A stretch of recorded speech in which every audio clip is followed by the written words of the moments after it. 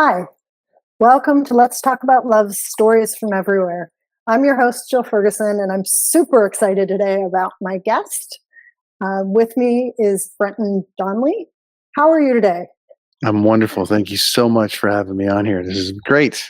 This is great. Thanks. So we met just a little over a week ago, right? On an Crazy how it airplane. how it happens. Airplanes and stuff like that, and you're traveling for business, and I'm traveling for business, and it's the stories are pretty interesting as you meet people and what their journey is, and it was fascinating that you were on a creative journey, Yeah. which is like obviously your full time gig is a little different than that, but you've got this creative background, and I'm always trying to create. So it's Yeah. just the people you meet when you travel, it's quite something, you know. Yeah, it is. So tell us a little bit about what do you do for work? So I have the benefit of traveling this fine planet of ours to run concerts and for various tours, and it's a wonderful experience that basically I oversee concerts um, from implementation, from generally from the on sale of ticketing right through till the show and until we leave the building, and I'll oversee various roles within that space, and just sort of work with the touring team and work with the production that the artist has hired to just make sure that we get this tour down the road and safely and great, and all aspects of what would go into a day to day of a concert are covered, and everyone in their divisions are doing their thing, and I get to work on the other side of it and make sure that, like, after the tour and the team that they've hired have done all their work, the my side of things has I've done all my work, and it all comes together to kind of get this out. And I had the benefit of just overseeing sort of the general tour, from the show 1 to show 30, and Okay. then all aspects that go into that, whether it be financially or ticketing or anything, to just oversee to make sure that the artist and the promoter and the venue and the fans, all of them are being serviced accordingly, and having their areas satisfied. So And so from day one to day 30 means you didn't get to go for 2.5 years on the Taylor Swift tour? not for me, but I mean, definitely been on tours that have been long. Yeah. I've been on a tour that's been out for a year and a half over the course of a calendar break over the course of that time. But you get your 2 months home, or 3 months home, and you go back out for 3 months. You go. So I've definitely been a part of something like that. But yeah, sometimes you do something that's out for 4 weeks. Sometimes you do something that's out for 6 weeks. Sometimes you're just filling in for a weekend. It just depends on where they need you to go. So Yeah. yeah.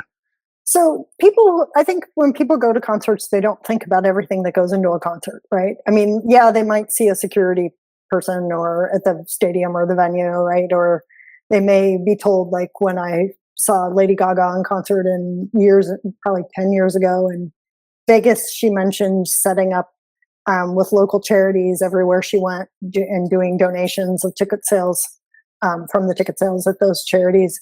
But there's a whole lot that goes on way behind the scenes, right? And that's the Oh, stuff there's that so you're many managing. things, because ultimately, it's not just artist sells tickets and goes. There's so Mhm. many divisions to that, and people often don't know what goes into that, and always people have questions about how it comes together, and some people just want to buy the ticket and go see the show and don't care. So there's Yeah. there's so many different sides to it, but it definitely takes a team. It takes a team by the artist, it takes a team by the promoter, it takes a team by the venue, it takes a team by the trucking, like everything. All aspects have to work together to get it down the road, and it's from incarnation, from like, I want to go on tour, to this is my last show. There's a lot that it can happen fast. Maybe an Mhm. artist blows up over a weekend out of the blue, and people are like, holy, we got to get this Yeah. artist out on tour as fast as possible. Or you get something where an established artist that has a, a 10-year, 5 to 10 year plan, and sort of this is how they're going to roll out phase one, this is how they're going to roll out phase two. So it's not as simple as just get in a tour bus or get the trucks going. There's a lot of factors that have to come together in order to make that successful. And you sound like you love it. I mean, it's the only well- job I've ever wanted to do.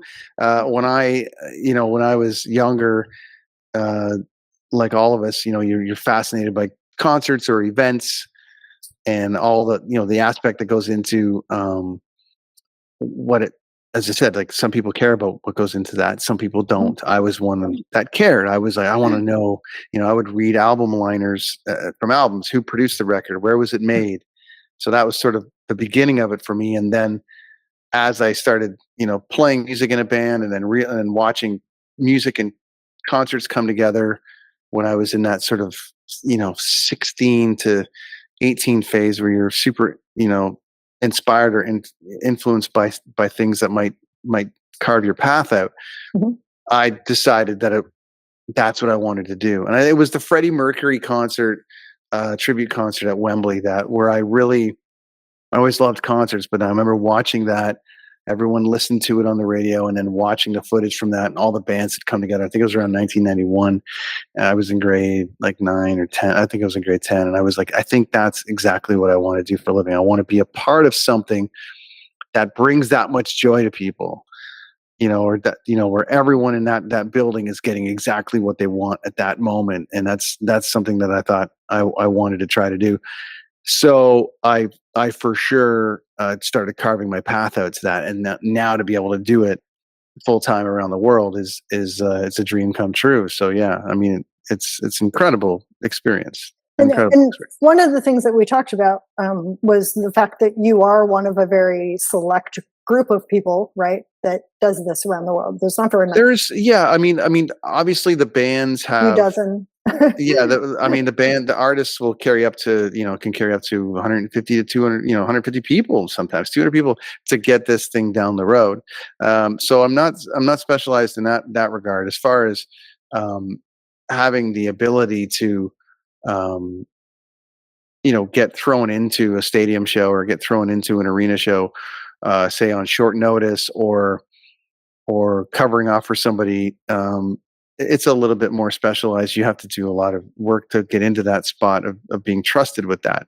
But you definitely, it's definitely, how do I say?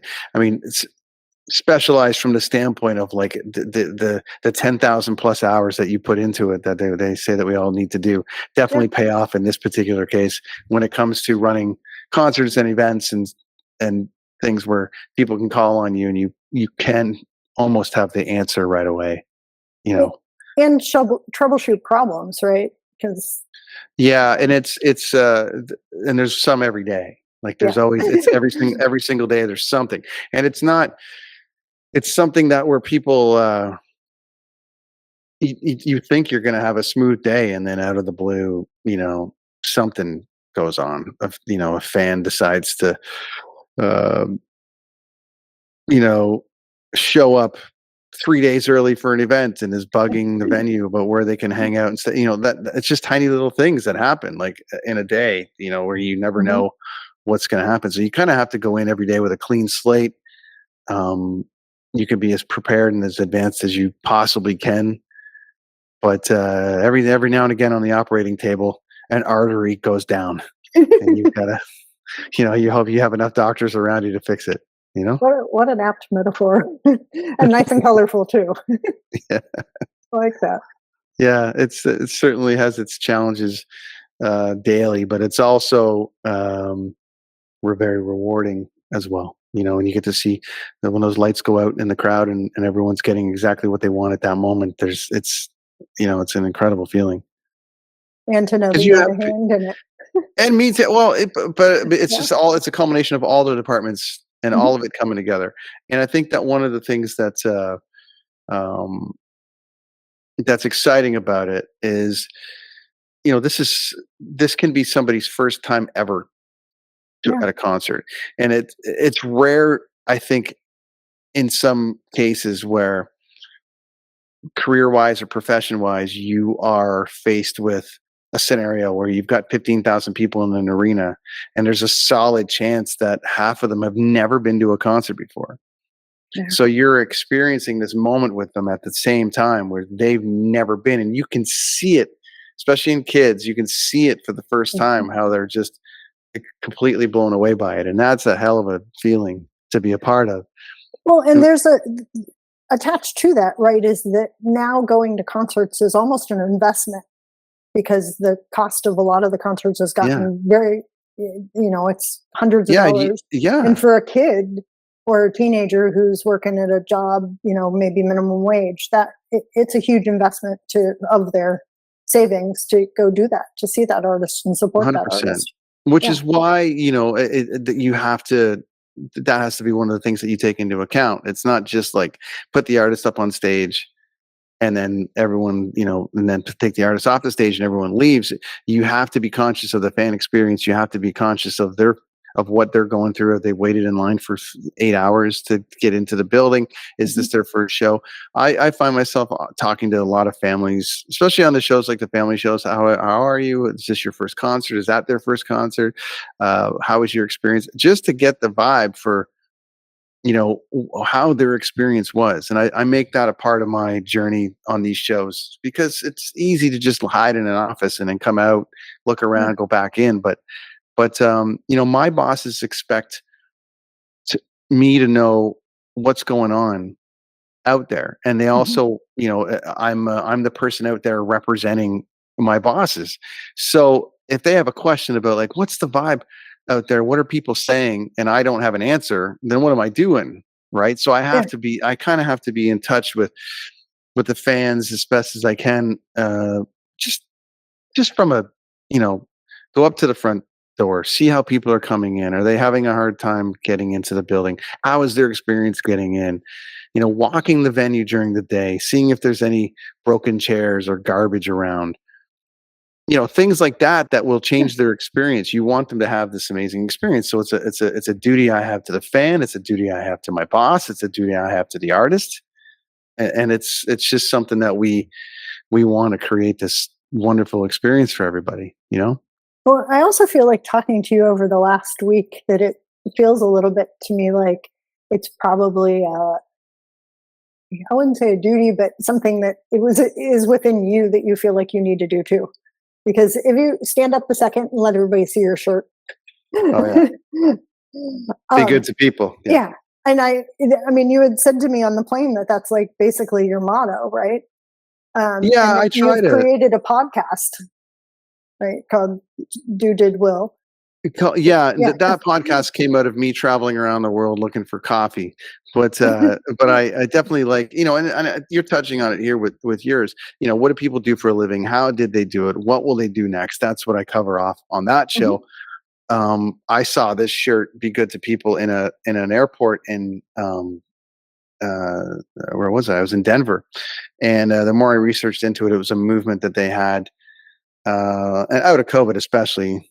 People weren't being Yeah. very good to people, and so it's my airplane shirt, it's like my airline shirt and Uh-huh. my airport shirt, and I do get a lot of people come up to me and go, "Yeah, okay," Yeah. and it's I've never worn a shirt that has too many things on it before, but this is one of those ones where people definitely do it, and I think that um, y- we just travel around. I'm just a speck, and I'm living my life and trying to provide and be, great at my job and just do it. And in that process, it's easy to get jaded and it's easy to get angry or it's easy to hate, your job or things. And in our industry, certainly, it's not easy. Um, but I think if you have those moments throughout the day where you have a chance to be good to people, or or vice versa, it can Mhm. change your trajectory for that day. Yeah.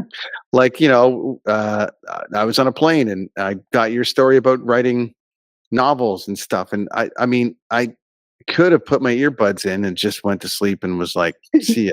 But once you start hearing a journey of someone and the path that they're on, you know that they're on the same creative path that you are. We're going in we might be traveling at different roads, but they all lead to that creativity, or they all lead to a journey that you set out on. And, and so you're going to have a journey that's going to take you somewhere. I'm going to have a journey that's going to take me somewhere.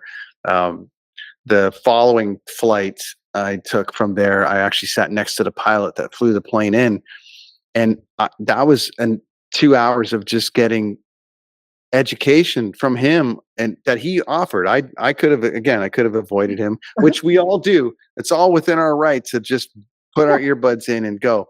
But he volunteered that information about what the airline industry was like now, and how he was flying, and he's going to retire in 5 years, and it just opened up this whole flood of questions that I had for him. It's too bad I didn't have a microphone, but it you know that's part of the be good to people aspect of it, but it's also part of this journey of life that we're on, where you start discovering about people's journeys, and I just find it extremely fascinating how people set out on their path and where it may lead them, or how it might go. So it's always a fascinating thing to me. I find that if we approach all aspects, right, of life, if we're open to the possibilities when we interact with people, it usually takes us in unexpected and surprising places, and oftentimes very delightful places.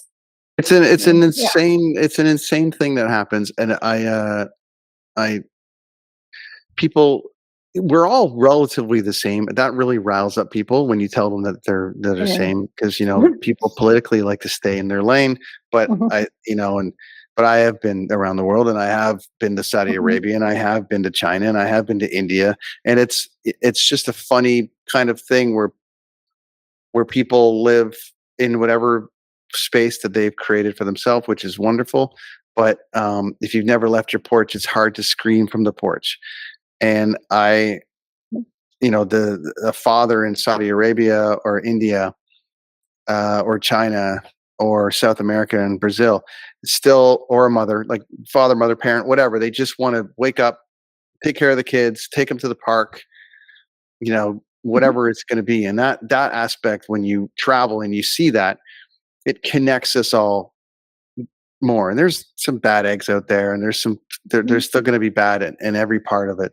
But when you see it firsthand, you realize just how small the world is, and that we are all pretty connected. So when you meet like-minded people that are on a journey, it's like, okay, cool. How did that start for you? And how did that, and then you're almost doing a live podcast on a plane with a person. But then next thing you know, as the world shortens, or as that world gets smaller, then it starts becoming, well, wait a minute, I know that person too, or I know this, or I know that, and then that's just how it goes. I have a friend of mine that is a comedian that travels the world, and does stand up, and he told me a funny story about one time. Our industry is so small. He had gone to open up a show in Alaska for like a rock band that had never been up there, and the local rep that was running that show was a friend of mine, and he just tried the classic. He had gone to Canada. It was the Canadian part. He had gone there. He goes, "Oh, do you know Brent?" And they're like, "Yeah." He goes, so it was just this funny thing where he was telling this story about, you just never know like who you're going to run into that knows the same people that you are, and that doesn't happen unless you have a conversation. Well, and we did that right on the plane, because it was unbelievable. You said what you did for a living, and I was like, oh, I just met the people from Rock Dock, and you were like, I know Sam, you know Sam. Yeah. So it was a funny kind of thing where it just connects people, somehow through journeys, and how it goes. And I'm always fascinated about how that kind of thing comes together, and how people travel, and how, as I said, how we're all connected. Or how we can be connected. They have, what's that thing with the Kevin Bacon? It's the 6 degrees of Kevin Bacon. How we're all somehow connected to him. I'm starting to believe it, because the more people I meet in my travels, I'm like, oh, you're from Texas. Okay. Cool. What part? Oh, from there. Cool. And then next thing you know, they go, oh yeah, this happened and this happened. It's like, okay, well, there's a really good chance that my buddy was running that show or something, right? Yeah, And then next thing you know, there it is. Bam. People that yeah, are miles away from each other are now like hilariously connected. yeah. So cracks me It up. is a very small kind of contracted world. It is. Yeah, yeah. So It's, with all the traveling you do, you have kids, right? How does that? yeah, I'm married How, with how, kids, and it's tough. It's yeah, tough to be away. I mean, I've been traveling their whole life, so that part is they're a little bit more used to that. So me being home is like, you know, a bonus, obviously.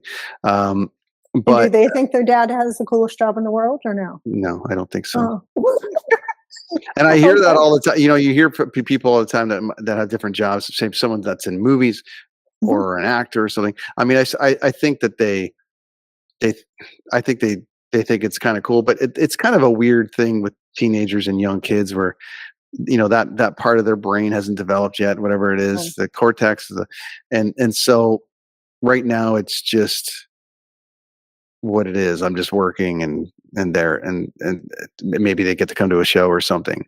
or they could Um, be at the age where they're also separating from parents a little. right. Right. So you're only cool when friends are hanging out at a concert or something. But I find that and I found like with the journey in life that we take, that like you don't ask a lot of questions when you're a teenager. You just kind of look at your parents and go, okay, they're doing that. I guess that's what that is, or whatever. And even my daughter had told me a couple weeks ago. She's like, so what do you do? Tell me again. And she couldn't explain it to her friends. And we always just tell people we're plumbers Okay. because by the time I get around to explaining it, they've fallen asleep. Um, so it's one of those things where you yeah, I mean, I'm sure maybe in 10 years they'll think it's cool, but I'll be well retired probably from the business by then. So it's just like, and even with your parents, you grow up, you don't ask enough questions. And then when you get into your, say, 20s and 30s and 40s, and you start realizing the journey that they were on, that's where it Mhm. maybe becomes a little bit more cool, where it's like, wow, you did all that, before I was born, or you did all that before this. So it's a pretty interesting journey that Parents we're had lives before their kids were born. Are you sure? yeah. But it's it's just busy. You get home and it's all kid all the time, and that's what it has to be. You have to make Uh-huh. sure that you're doing your part, and then yeah, and then from there you just make sure that you leave that in a good space. You're like, okay, I think that's all good, and then you get on a plane, you go do the things, and then you Yeah. come back and do it again. So yeah, it's I have the benefit of um I'm not necessarily tied to an artist per se, so it's not Uh-huh. like I'm hired by an artist and I'm at their beck and call and I have to be there. I float from tour to tour usually, so it lends me a little bit more space to be home. Maybe I'm out for 5 weeks, but then I'm home for 3 months or whatever. So it's you do the math on the time that you're home versus the time that you're away. You do the math on like what someone working 9 to 5 that has to do 3 hour commute every day, Yeah. and how much time are they getting with their family? Or, I talk to, I don't know how many Uber drivers I talk to and say like, what are you doing? Oh, I do this full time. I work 6 days a week. Yeah. I only get one day a week with the kids. And it's like, okay, well, so which situation is Yeah. better? Me being home for 3 months straight, or this scenario where I'm working 6 days a week, 12 hours a day, and parenting from the car. So Yeah. everyone has their thing, right? Yeah. Yeah. And you do what works best for the family if you can. Yeah, Right. ultimately. Yeah. Yeah. So where's your favorite place to be or to go? Work wise, I spent a lot of time in Europe. I love Portugal. It's a great place. It's nice and calm. The food's amazing. The people are wonderful. There's not a lot of riffraff and stuff happening there right now, so it's kind of nice. I think people are on to Portugal though, so Oh yeah. so I think Portugal is starting to say no, you can't buy here or whatever. So I like going there. Parts of Spain. Uh, that's all just like European stuff. But I love, I'm a Canadian, but I love America. I know that right now that's not a popular thing to say per se. in our country, given what was going on, politically. But I don't get too caught up in that side of it. I I certainly stay out of things politically, but I just visited the JFK grassy knoll today, and I just did I walked all that to just that's a historic spot in the world, and so I try to embrace all these things and opportunities that I have. I love New York City. I'll walk it for 4 or 5 hours if I can every time I go. Um, but also living where I live on the west coast of Canada is amazing too. So it's just Yeah. it's good. So yeah, there's certainly some wonderful places around. And where haven't you been that you'd like to go? There's not too many left. I Okay. haven't been to like, I mean, I don't, like, Yeah. sorry for my Russian friends that I don't have, but I don't really have a desire to go to Russia. I've been to Latvia. Okay. That's close enough. Um, I don't. I mean, I've been to some really wonderful places, uh, and now I'm starting to kind of wind down that sort of desire to be in far off lands per Okay. se. It's just like I like the routes that I'm doing now. I like the spots that I'm going. I'm in a good space. Mhm. I don't have a desire to be in the Amazon. I don't have a desire to, you know, Yeah. to be on a boat in the middle of the sea for 5 months. Like there's nothing like that. It's like I think Yeah.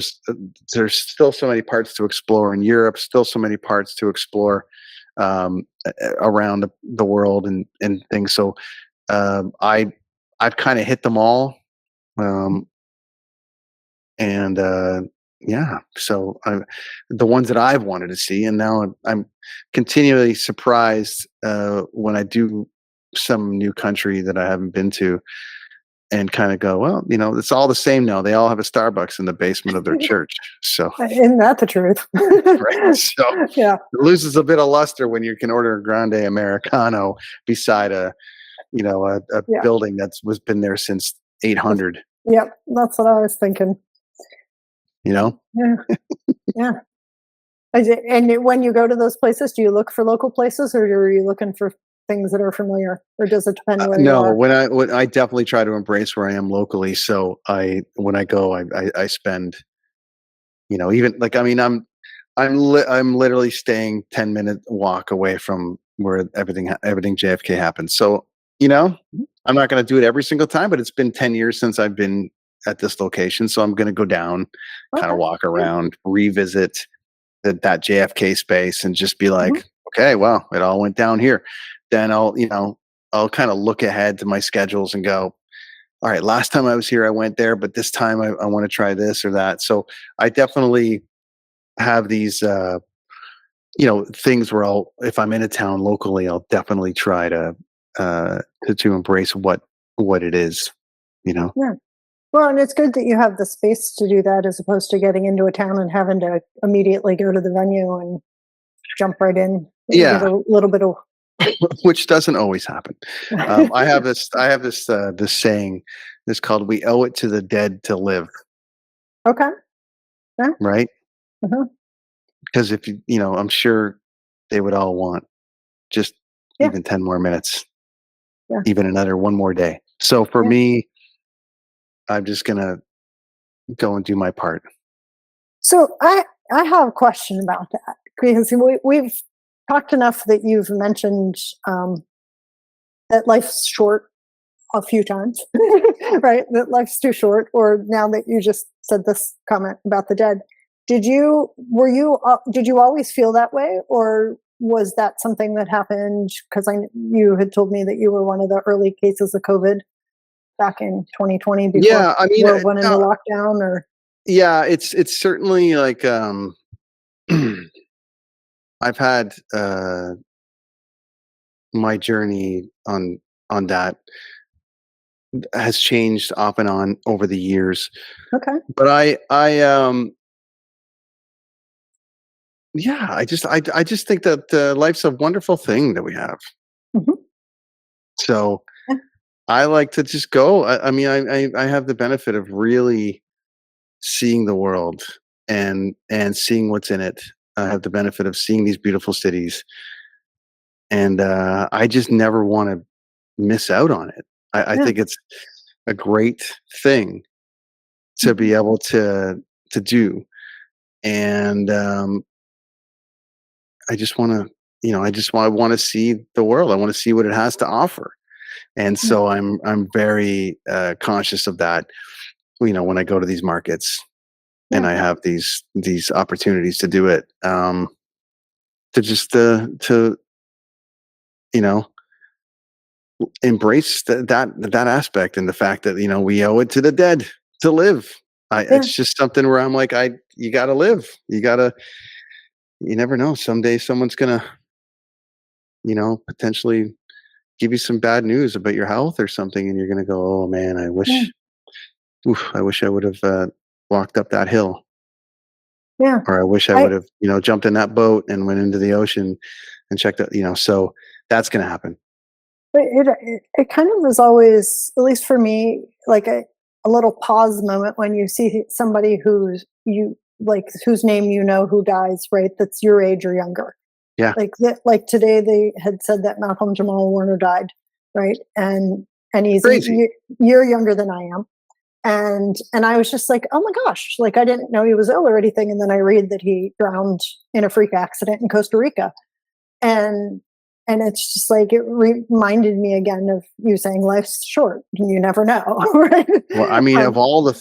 things you would think, I love to swim in the ocean. I've dove all over. I've gone scuba diving. I've gone, I've done all these things. Next thing you know, you're like, oh, Yep. there's a current that's going to take you. Yeah. We know that, but you just kind of go with the thing. But it's like Yeah. that they're saying that's he got caught in a current. That's it. I'm like, Yeah. okay.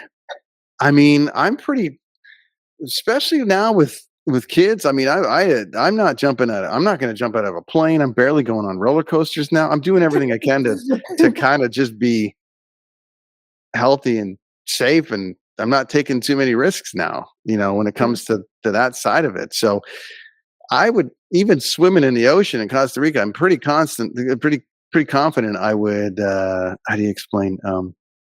I would probably do as much research as I can, right? Yeah. In that scenario, to to make sure that it's safe. I mean, so I who knows? Maybe it was safe, and then out of the blue. So Yeah. yeah, life's Riptide. short. Yeah. I'm Yeah. sure he wants more Yeah. time, Yeah. right? Absolutely. Yep. So And do you get to manage all kinds of concerts or just specific kinds no, of genres? yeah, I don't Or do stick you to get a it. choice? Yeah, I just kind of go where the work is, and it's uh, I go where they need me to go, really. I mean, it's rare that I pick what I do. So it's just, this is what needs to be done, and these are the 20 shows that we have to do, and so that's kind of what I want to. I just go to work. It's no, I liken it to, like, even though it's like this dream job and it's fun and it's great, I also liken it to, like, I have a job and a responsibility. So it's like, these 30 shows need to be run. Yeah. Hey, can you go run them? Okay. Like, it's not really, it would have to be something, pretty awful for me to say no. Like, I'd be Mhm. like, no, I don't want to be Mhm. near that. I don't want to be around that. I don't want to surround my time with that. That's real. I mean, I'm sure I have Mhm. that option if I wanted to do that option. But um yeah, right now I just kind of go to work. Well, I'm I sure go where some shows are a little more high maintenance than others too, just like some artists they are. can be. Yeah, they Yeah. can be a lot of work, and it takes a lot of your responsibility. It takes a lot of your what do you call it? Attention, and attention to detail and things. And it just takes one, as I said, like, things change on every single day, and it just takes one kind of scenario to not go amazing, or you miss something, and either it can be really annoying for your day, or maybe it Or can you could have cause it. something unexpected happen, right? Like, Totally, and it's yeah. just one of those things that kind of presents. So you just want to do the diligence and make sure that like anything else, it's like anyone that does their job. You want to do it to the best of your ability. So the only way to do that is to just try to be the best at it, like and really just research what it's going to take to get those things, Mhm. down across the finish line. So there's not a lot of a room to leave speculation. You have to just do the points, get it Yeah. done, and then move to the next town and hope that it goes well. Then the town after that, and then the town after that. So Yeah. yeah, it has. So It definitely has an adventure. so you're around music all the time, right? Yeah, Do you have favorite artists that you listen to or favorite yeah. genres? I'm a bit of a rock guy, but Yeah. well, I'm a big rock guy. Mostly, I Mhm. grew up in that space, but Mhm. I can mellow out if I need to. I can chill out on a We on a talking you know, regular rock, classic rock, hard rock, all of it. metal, all of Yeah, it? metal, Okay. all of it. Yeah, Yeah. definitely. I mean, I You we were a all have. drummer, you said, right? I am So as a drummer in a band, and so like there was okay. like that was kind of a punk Okay. metal Yeah. band, and the way we all were in the early '90s. So it kind of came out of that. But prior to that, it was a lot of rock, and then growing up was a lot of well, we listened to the radio a lot back then, so whatever was on the radio. But as you kind of carve out what you like, Mhm. it kind of lean towards rock and stuff. So, yeah, I mean, I have What a plethora of artists that I love, but I what's the first definitely concert you ever went to? How old were you? it was a Metallica show, and I was 89. I was 13 years old. Okay. Nice. So Wow. a friend of mine took me to that, and and that was something else because I wasn't really into really heavy stuff then. When I was like 12, 13, I was more part of that hair metal kind of thing that was a little lighter, and that's what Mhm. was playing on the radio. So I had gone to that show. They were playing with Aerosmith. I had gone to that show to see Aerosmith, and not realizing what was about to be waiting for me with Metallica. And that show completely changed everything for me. I was like, okay, this is what I'm doing. So, you know, it was great. Wow. It was 13-year-old, great. you found your calling, huh? Well, you just kind of get swept up in it and go, this Yeah. is what I definitely want to do. So yeah, it was great. Was your hair a lot longer back then? Did you grow it out? I mean, we all had that 90s mullet going on, so that was very exciting.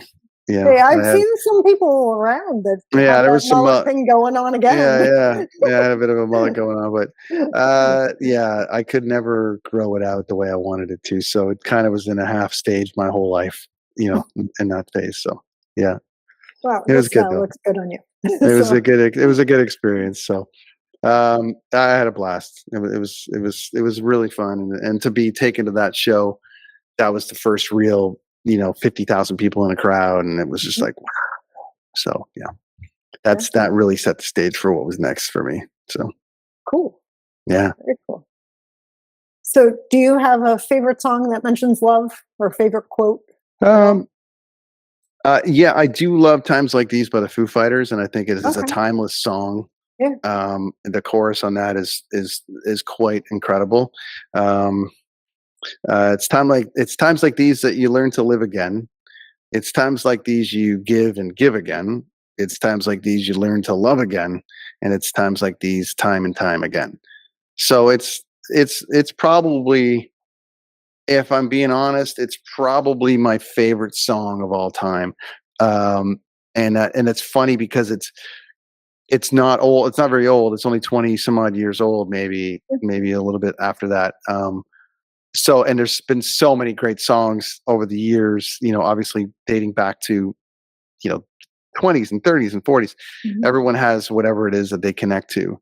But in that particular case, I just think it's the perfectly written song, and it's an incredible time. It's song that you can lyrically spin in every single generation forever. So that for me is the song. Yeah. That, that's awesome. I love that the timelessness of it and Timeless. the Yep. yeah. Has anybody covered it? I mean, like I don't think so. recorded And a cover of it? I I don't hope they think they never have do. either. It'll never. The band, the Foo Fighters did their own cover of it acoustically. That was a wonderful version.